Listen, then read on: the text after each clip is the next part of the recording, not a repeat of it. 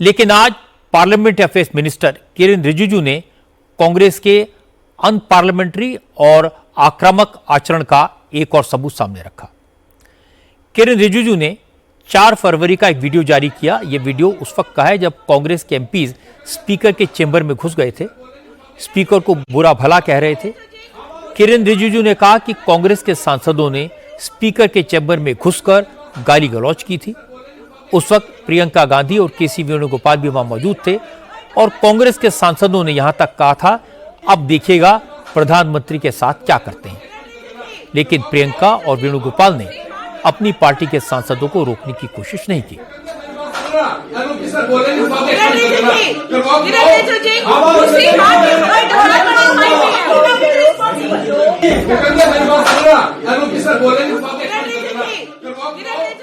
BJP और NDA का MPs को हम भी अगर खुला छूट दे देंगे तो वहां महाभारत नहीं हो जाते, तो कितना खराब लगता है कि नहीं। तो हम लोग तो ये सब नहीं चाहते ना।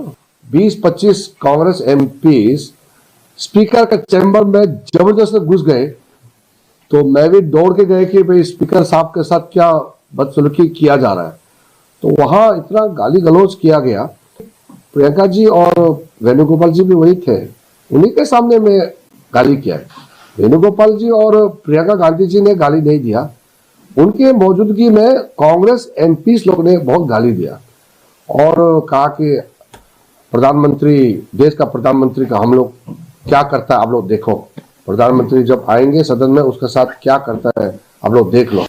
मुझे तो बहुत बड़ा उम्मीद नहीं, राहुल गांधी जी सुधरेंगे, कुछ अच्छा बात करेंगे, ऐसा बहुत ज्यादा उम्मीद तो अभी नहीं है। लेकिन क्योंकि मैं पार्लियामेंट्री अफेयर्स मिनिस्टर हूं, वो नेता प्रतिपक्ष है, तो उम्मीद नहीं होती हुए भी हम आशा करते हैं कि कुछ सुधर जाए।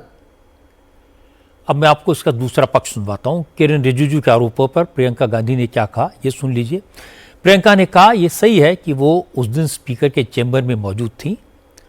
कांग्रेस के एमपी एजिटेटेड थे, गुस्से में अपनी बात कह रहे थे, लेकिन गाली गलौज जैसी कोई बात नहीं हुई। प्रियंका ने कहा कि उन्होंने उस दिन कुछ नहीं कहा था, वो शांति से खड़ी थी और बाद में उन्होंने आराम से स्पीकर से अपनी बात कही थी। किसी को अब्यूज नहीं किया।